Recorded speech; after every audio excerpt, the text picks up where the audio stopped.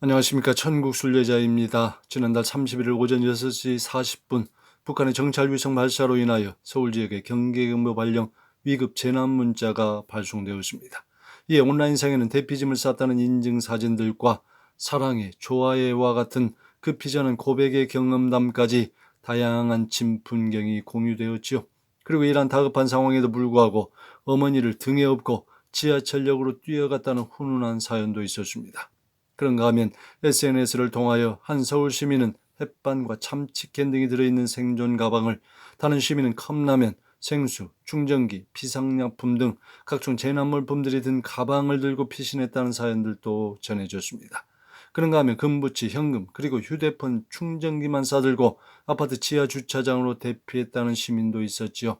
비록 재난 문자가 해프닝으로 끝나기는 했지만 정말 위급한 상황이 발생할 때는 무엇을 준비하고 어디로 가야 하는지에 대하여 의문점을 갖는 분들이 많았습니다.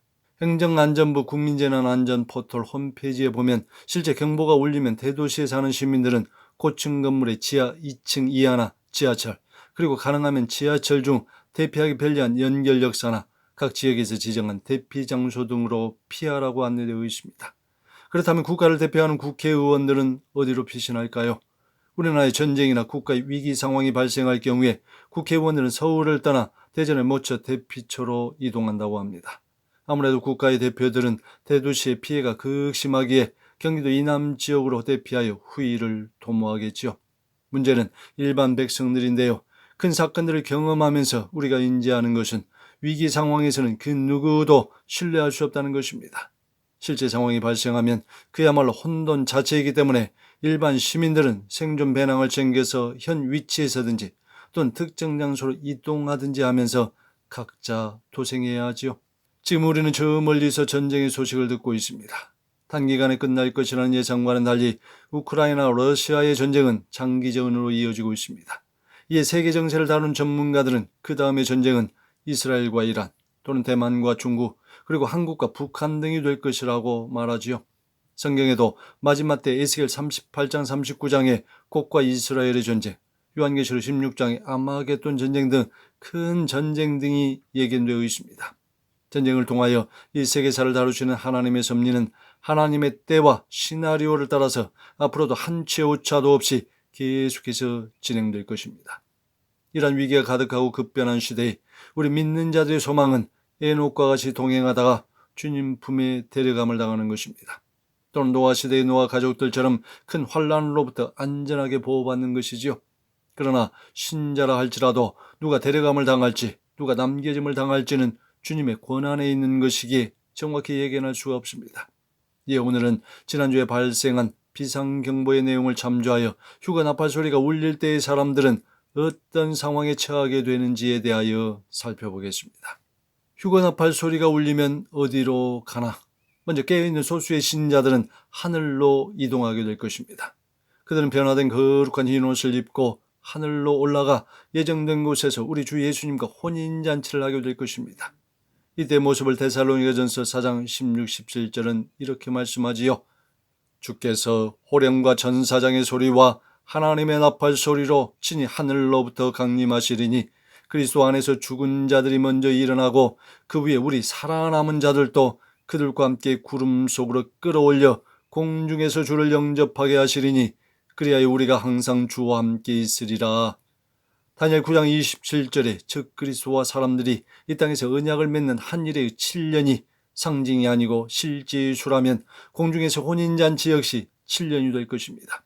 즉시 10여 년 전 선교지에서 꾸었던 휴거의 꿈에서 기도원을 나서는 순간 10여 명의 사람들과 함께 거룩한 흰옷을 입고 빛나고 환한 모습으로 공중으로 채어 올라갔던 것을 기억합니다.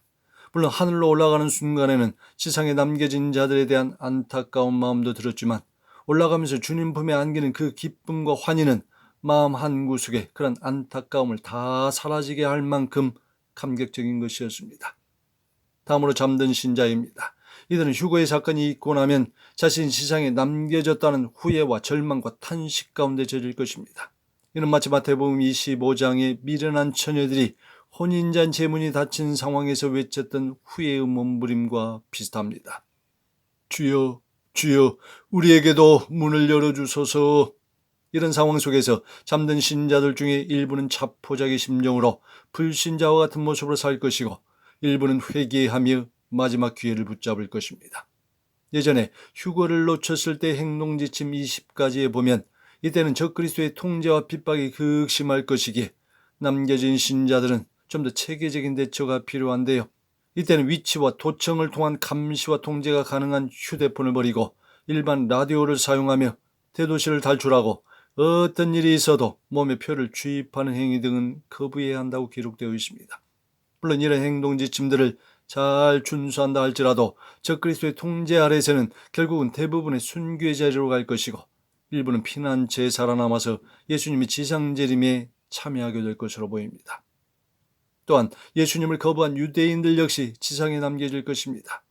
그들은 적그리스도를 구약에 예언된 자신들의 구세주로 믿고 환영하는 것은 물론이요, 그를 크게 추앙하게 될 것입니다.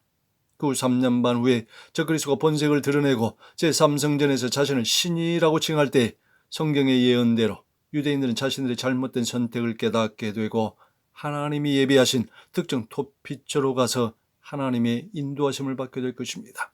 시간 흐름상 후 3년 반의 내용에 해당하는 마태복음 24장 15, 16절의 내용은 이렇지요. 멸망에 가증한 것이 거룩한 곳에 선 것을 보거든 그때 유대에 있는 자들은 산으로 도망할지어다. 전통적으로 유대인들은 산을 하나님의 보호와 도움의 근원지로 생각하였습니다.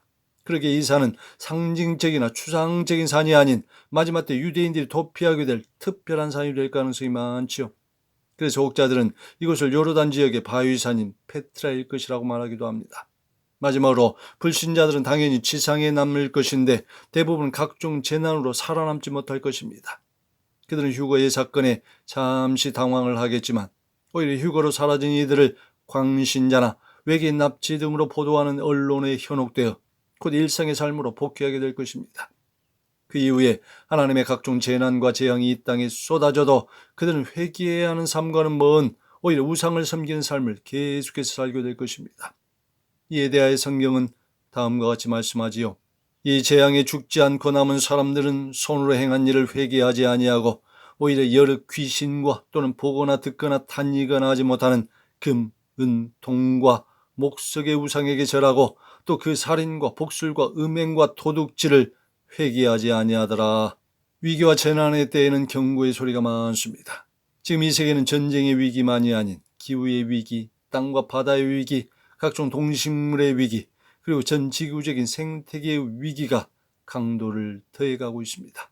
그리고 이 위기의 어느 정점에서 우리들 고대하던 하나님의 천사들의 나팔 소리는 크게 울려 퍼질 것입니다. 여러분, 그때 여러분은 어디로 가실 것입니까? 보십시오. 지금은 우리 주님의 택한 백성에 대한 분리와 정결 작업이 진행되고 있는 시기입니다.